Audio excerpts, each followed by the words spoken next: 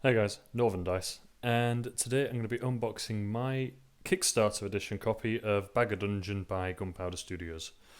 This one caught my eye on Kickstarter because it was advertised as an entire dungeon crawler in a bag. There was, try not to put the light on it too much, a big emphasis on being able to almost do a mini D&D, have a character, level them up and such, all whilst going through a dungeon.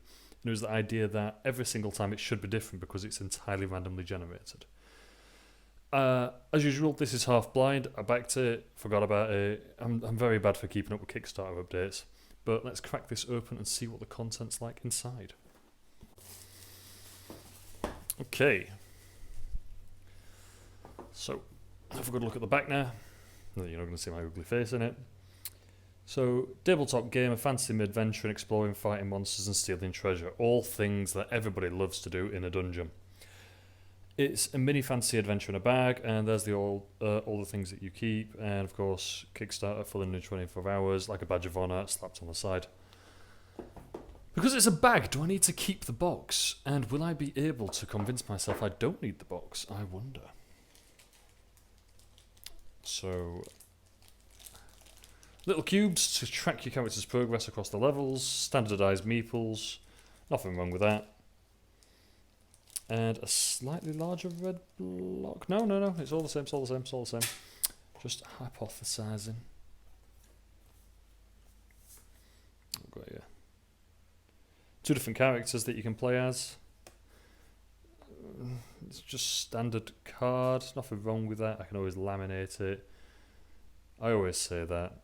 Some people won't. I will. Personal preference. And then we've got dice. Fairly standard stuff. Indented, which is always nice. I do like a good indented dice. And then we've got our first bag. Ooh. Bago Dungeon, Bago Many Bags. I wonder what goes in here. Ooh, no prizes. Saving the planet, no plastic. I like that. Still can't get it open despite it being paper. Crack that open. The cards feel alright. A little bit disappointed by the character cards, but that's just manufacturing perfectionist and preference.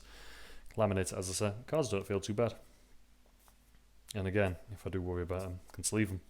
There's ways around these things. There are ways around these things. And a random token here, and it's got a fire on it. That is, don't know if you can see it. That is actually indented, so that's a nice little attention to detail.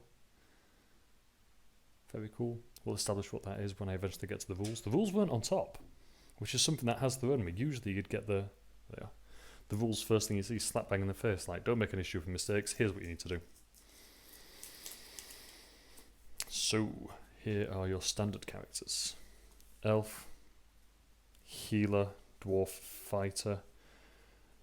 A fighter and healer races of people? Or are they their jobs? Or is elf and dwarf their job? I wonder. You are paid to be a dwarf. To dwarf this. So this is going to be your health track. This is your action points. It was the font there. I couldn't read it very well, but that's just my eye. How many lives you get on solo, I would completely assume that it is as hardcore as possible. Here's the health. Oh, I thought it was a misprint then. No. The dwarf just gets more health. It is a line across to identify between them. And you can equip gear, because each one of those squares, even if it's not placed perfectly upon the character, is something that they can equip based on a symbol. Very cool. Anything on the back? Is that alternative? Is that different? Healer. Healer. Oh! Don't know if you've seen it. Male and female. Male and female. Or style 1, style 2. Style 1, style 2. So, I know I'm digressing here, but have they done that for the Minotaur? Style 1. Bag of Dungeon. Kickstarter Special Edition. For the Halfling. Style 1. Kickstarter Special Edition. It's worth a try. Still, pretty novel. Pretty cool. Nice attention to detail there. Objects of the game, build the dungeon using action points. Spawn and fighting monsters. pretty easy. Oh. Thought it was a book. Stretch it out nice and wide for you to have a good look at. If you win a fight, if you lose a fight, pretty standard stuff to understand. Make it as a rolling picture for you. It's all fun and games. Defeating the Red Dragon. The Red Dragon. Ooh. Cool. Here is our second bag. The Bag of Dungeon one. I hate the word assume, but I would assume that is where all your tiles will go. Your third bag. For your items. So I'm going to go out on a whim and say you wouldn't put it all in one bag since there are now 3 bags. I like the fact there are 3 bags. I like that because it means there doesn't need to be an insert, which was my next question and comment. I am going to be getting a good friend of mine to punch all these because if there's one thing I can't stand, it's punching boards. So these are your different tiles. Here are your enemies as well. I thought it was a ghost then, it's not, is it? It's a mud monster. Very spooky. Very cool. I'm actually just going to have to do this. Oh, look at all those. That's revolting. All that to punch. I hate that. Okay, that's clever. Spare tiles to replace monsters and worn-out items, or design your own. So it will have been just factory pressed. They'll have had them all through the same punch board. Absolutely fine, but rather than just say... I've seen some games where they've had a little bin on these and said, throw me away, recycle me. Yeah, recycling's good, yeah. But if you can make use of it, do it. And the fact they've said spare tiles for in case it gets worn out, it might seem to some like, oh, it's a cop-out, they don't want to give extra stuff. It's not. You have to have a finite amount of things, otherwise the game can become unbalanced or it can just seem a bit out of place. It doesn't need every single space filled.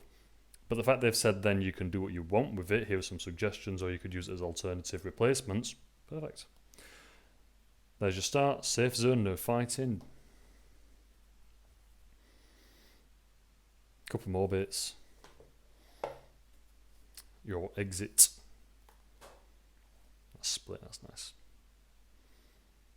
Different items, different things you can do. One of my boards has already been punched for me. Does that mean that it's super easy to punch? It is. I might... Oh wait, oh yeah. I might go as far as to punch it myself. And there he is, there's the Red Dragon.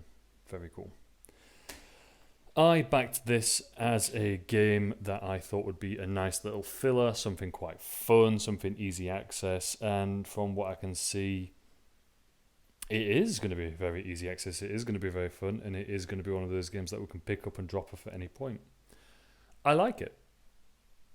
It's cute. Despite its uncute appearance. Very cool. Very, very cool. It is one that I was excited for, and the actual turnaround on this game has been insane. I haven't opened many of the Kickstarter updates, but I know that my inbox has been overwhelmed with them, so credit to Gunpowder Studios for trying to communicate with me, even though I'm an ignorant sod. But yeah, that is my unboxing and first impressions of Bag of Dungeon. When I get round to playing this, I will be putting posts on the usual media outlets, so keep an eye out for those. Until then, thank you very much for sticking around, and I'll catch you next time.